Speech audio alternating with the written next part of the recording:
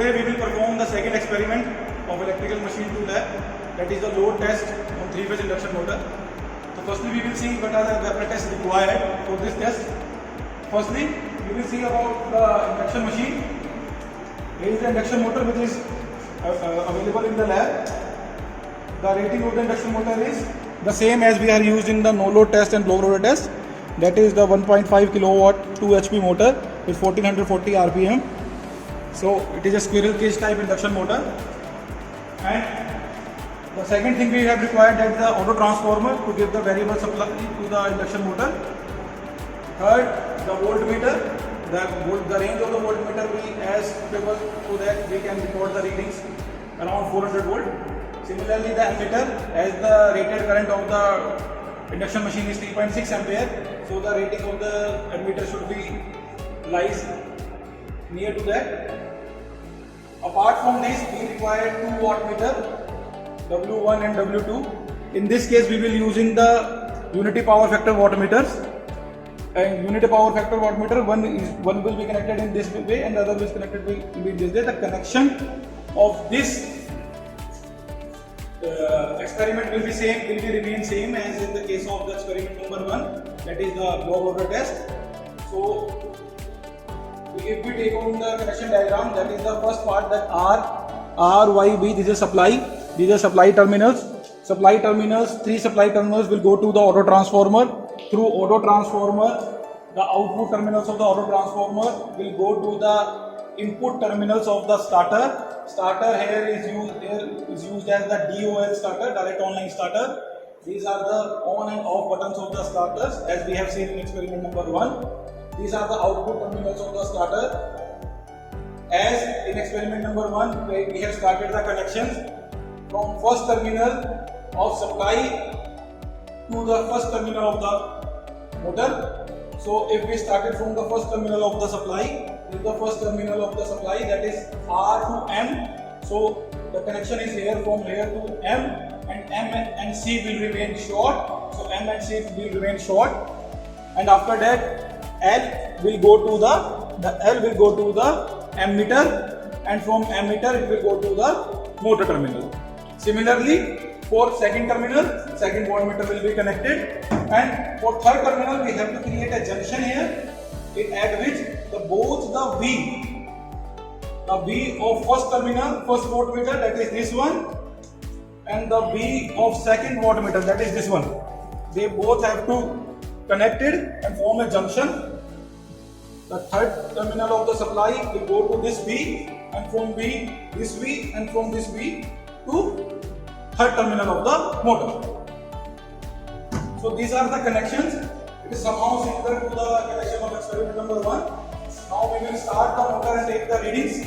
We have to observe the speed of the motor, the weight readings, voltmeter readings, current ratings, and the wattmeter reading. So to start the motor, first we have to ensure that the auto transformer knob is at 0 position. So we have kept the auto transformer knob at 0 position. Now we will turn on the motor, turn on the supply.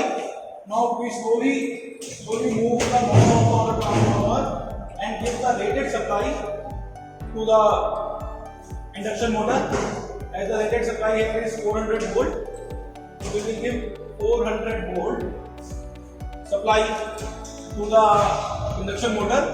Now once the supply has been reached to the starter, now we will turn on the starter.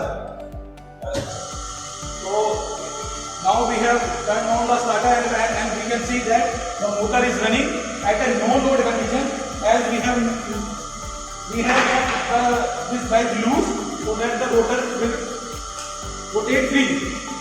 Now if we can observe that the wattmeter readings, one of the wattmeter is giving the positive reading and other wattmeter is giving the negative reading. So because at no load, the power factor of the induction motor is very low, that's why the one of the wattmeter is giving the negative reading. So to get the positive side of the reading, we will just interchange the 2 terminals of the wattmeter. So to do that, We will just turn off the motor and set the knob to 0, and we will just interchange the two terminals, that is L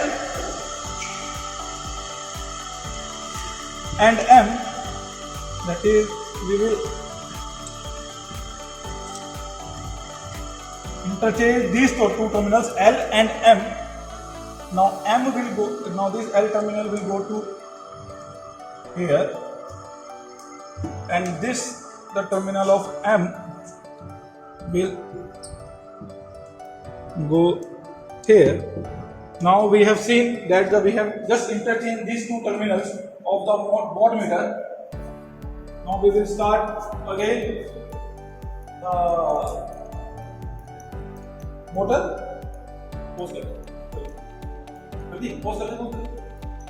Now, as we have reversed the connections of the watt meter, now we will start the motor. First we turn on the supply and set the voltage to the rated voltage, that is 400 volt. Now this is the rated voltage, 400 volt. Now we will turn on the motor. Now we can see that both the wattmeters are showing the positive readings. This is the W1 and this is the W2. So as we have interchanged the connections here of this wattmeter, so the readings which we will get on this wattmeter will be used as a negative in the home. Okay. So now we will take the readings. Now we have to take the readings of voltmeter.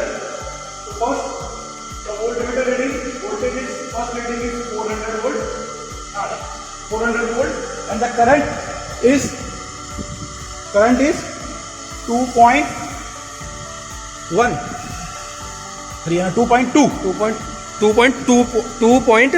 2.21 ampere. Now W1 reading, the W1 reading is 77, and the W2 reading is 71, W2 reading is 72 है 72. 72. W1 reading is 72 and W2 reading is 50. नहीं 50 से 45 5 का difference है ना, 5 का difference है 45. Now T1 and T2. T1 and T2 is the weight is the 0. So as we can see that T1 is 0 and T2 is also 0. So initially we have given no load on the motor. So T1 equal to 0, T2 equal to 0, and the speed of the motor can be seen by the tachometer. So if you can see that 1499 at it is running on no load, it is almost equal to the synchronous speed, that is 1499, almost equal to the synchronous speed, because it is running at a no load level. Now we will increase the load on the motor.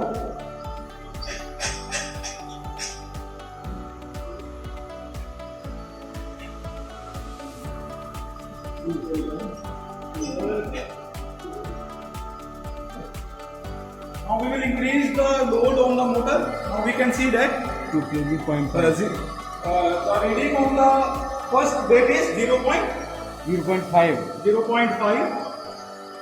and the reading on second weight is 2,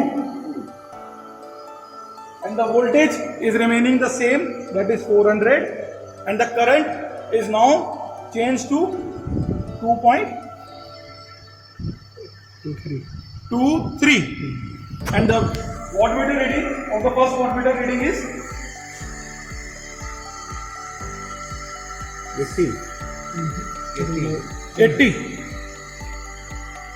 80 ना है 77 है 75 बीच वाला ना है 80. चलो 80 watt And the wattmeter second reading is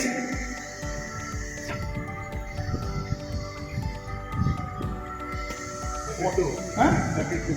32. And the speed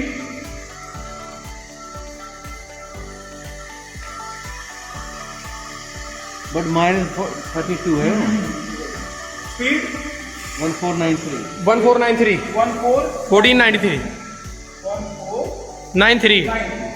Now we will now increase the load.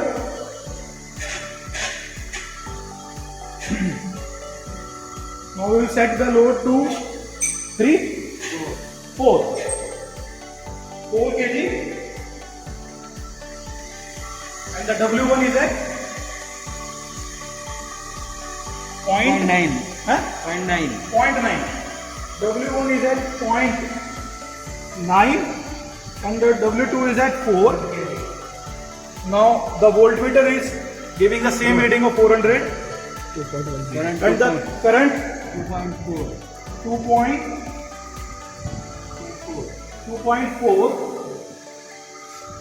and the wattmeter reading of first wattmeter is 92 and the second wattmeter is 20 and the speed of the motor will be seen as 4083 1483. Now we will further increase the load for induction motor 6 kg. Now we have kept T2 at 6. Now we have kept T2 at 6 and T1 is at 1.4 2.25 current and the current is at 2.25 2.5 and the voltmeter reading is at 400 still and the wattmeter reading of first wattmeter is 108 and the second wattmeter reading is 10. Second wattmeter reading is at first is at 108 and second wattmeter reading at 10. Now the speed under this condition is 1471 1471 RPM. Now we will take one more reading. Now increasing the load to T2 at 8 or 7. 8. This is T1 is 1.8 T1 is at 1.8 and T2 is at 8 and the voltmeter reading is still at 400 and the current reading is 2.6 ampere and the wattmeter reading of the first wattmeter 120 and the second wattmeter will give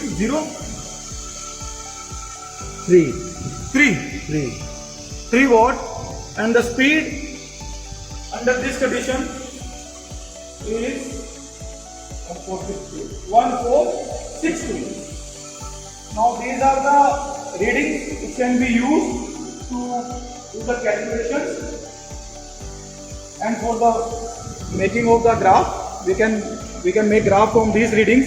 Now what we have observed here that the wattmeter reading of first wattmeter is going to be increased and the current is also increasing as we are increasing the load on the induction motor and the wattmeter reading of the second wattmeter is decreasing as we have reversed the direction.